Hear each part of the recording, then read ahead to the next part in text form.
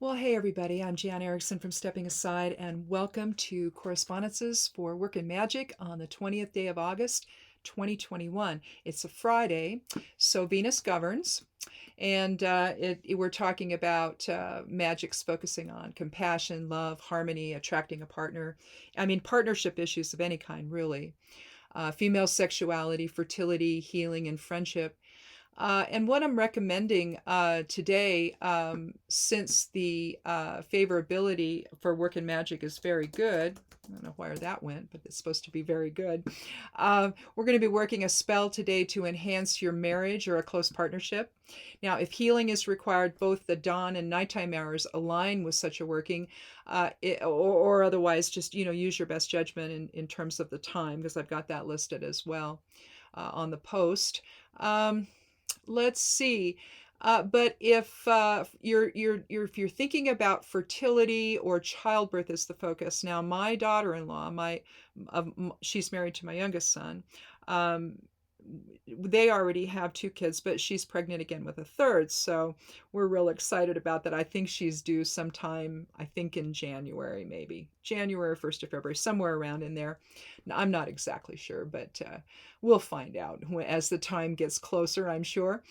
Uh, you can you can you can work that if you wanted to do something like that, say there's already a pregnancy and the baby's overdue, you could work a ritual or a spell to encourage the birth and you could use the sunset hours for release.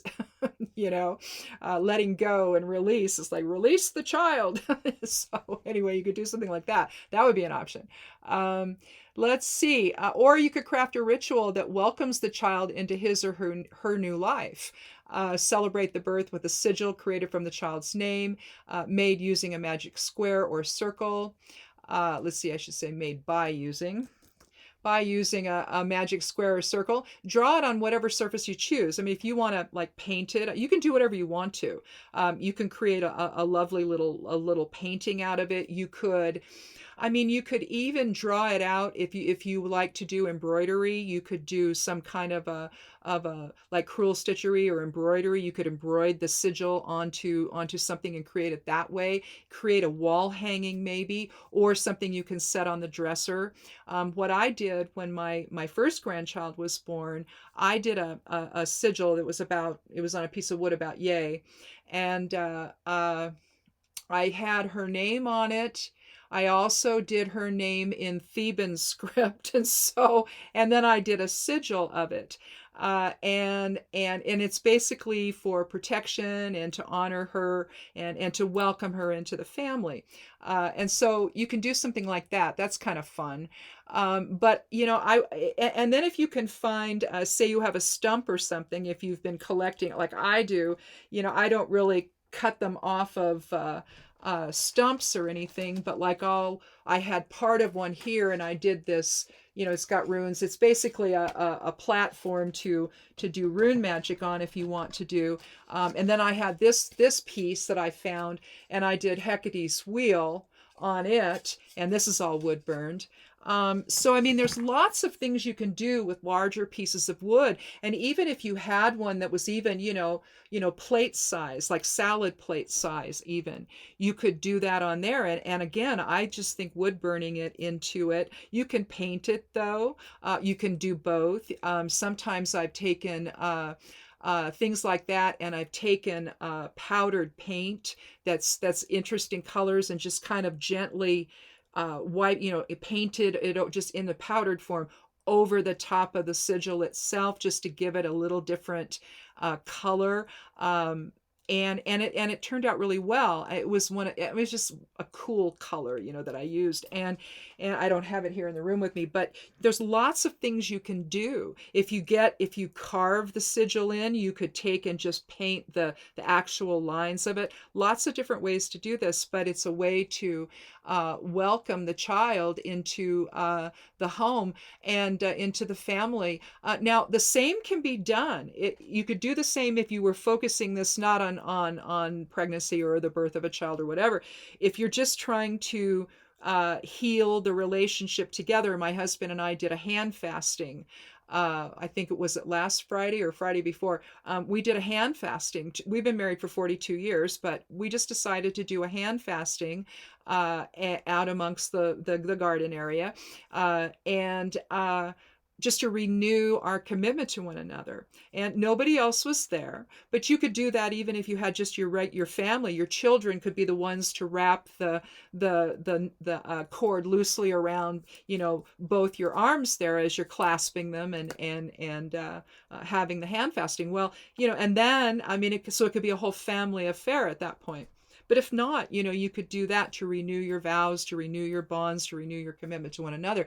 You could do that as well. But you can also take this same sigil idea and create a sigil that represents the two of you, and have it with that focus of increasing and strengthening the commitment you share with one another. Whether you're actually traditionally married, or whether whatever type of commitment you have to one another. It doesn't have to be you don't have to be married to do this. If you're a life partner, you're a life partner. It doesn't really matter, in my estimation, whether that's legal at the state or not. Our oldest son, he and his wife now, she's his wife now, but they were together for, oh my goodness, 10 years before they decided to get married, and they were married in 2015. So they just recently, on the 15th of this month, celebrated 6 years together, but yet it's not 6 years together. It's actually 16. So it's like, what's the true reality of that? So don't just limit this to married people. If you've got a life partner like my oldest son has, once you've been together for 7 years, what is it? You're common law married anyway. So we have always regarded her. It was clear from the get-go, right, that this was it for him. And, so for the last 16 years, she's been our daughter-in-law, irrespective of the fact that they were only technically married 6 years ago. So, it's really about the commitment that you share with the person. And this could be even done with your best friend. And it doesn't matter, if your best friend is the opposite sex or the same sex, you have a shared life commitment to one another, of friendship, and sisters could be sisterhood, or brothers could be brotherhood. It really could. It really could be done to strengthen any type of bonds with another person. So anyhow, you could even do it with family bonds and include everybody on it. You might need a little bigger thing, but whatever. It's just a cool thing to do, to acknowledge and honor the commitment that you share with someone else, or a group of someone else's, if it's a family. So anyway, something to think about, something to consider on Wednesday. Refer to the Magical Correspondences. The elements water, colors are green and rose. You've got rose quartz, turquoise, lapis lazuli, resins are sandalwood, ambergris, musk, and orris root, which is kind of a binder. That's that blue flag. It's a special iris, and the root itself is called orris root. And you can use it as a binder in potpourris and in incenses and things like that. But again, the idea is it's binding together. so you could do that. You could use that, incorporate that somehow. The herbs are apple, rose, bug gloss, which is alkanet, burdock, feverfew, lilac, marshmallow, vervain, which is a druid and witch herb, valerian, thyme, coriander. Let's see, pomegranate is a good one. Passion flower, if you have them, because they're gorgeous, especially if they're fresh. But even if they're not, they're kind of cool. And they make a wonderful tincture, by the way. They're kind of a nervine, so it kind of calms you down a little bit. Raspberry, the leaves, you could use that. Strawberry, blackberry, vanilla, yarrow, violet, and plantain are the herbs that correspond with Friday. We're still earth and air are the strongest elemental influences. You can take a look at the rune divination and see if you can get anything from that that might be useful. And we're dealing right now with the mansion of the moon. It's the 24th. And we're talking about increasing compassion between married people. also military victory, and it obstructs government. So, but still, it's increasing compassion between married people. So you might be able to look and see. You might be able to find that to be useful in your working. One note, I've added Ceres to the upcoming retrogrades. Uranus is now is retrograde. It's stationed last night, and through today it's stationing retrograde. Um, but I've added Mercury in 37 days, Ceres in 49 days. I think that that's accurate. I'll have to double. No, I think it is. I've been doing this both on a different computer and getting it done before I come back in the room because I still haven't found the dead mouse. So anyway, but I'm narrowing it down. Now I'm onto the closet and baskets that I have. Who knows? Maybe the little guy crawled into a basket that I have in here, and that was it. I don't know, which is going to be really just awful. But anyway, if it's like that, I want to find him on the floor. Okay, that's really what my intention is here. So anyhow, but that's it. Have a great weekend. Have a good day, and look to the esoteric influences on Sunday. If you want to get those in your inbox, you can get the written form there on Saturday night. If you want that, just sign up for the newsletter, put your email in. It's on the side panel, left side panel of my blog over at imsteppingaside.com. Go over there and put your email in, and then you can have this. And I don't, the only thing other than that I have in there that I have are my books and links to those, and then I'll have usually something in there from Herbal Academy.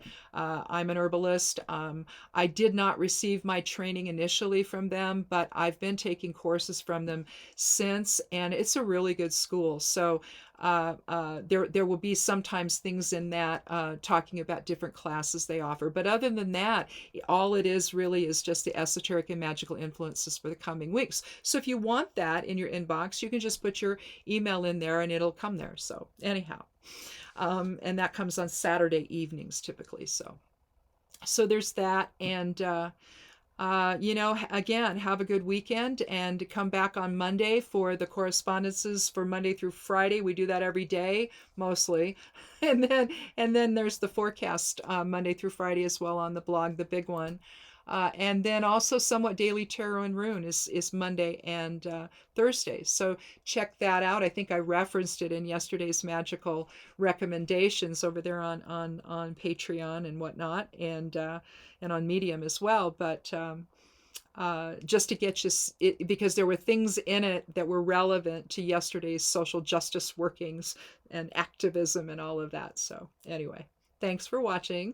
Have a good day and be good to yourself, be good to one another, and blessed be.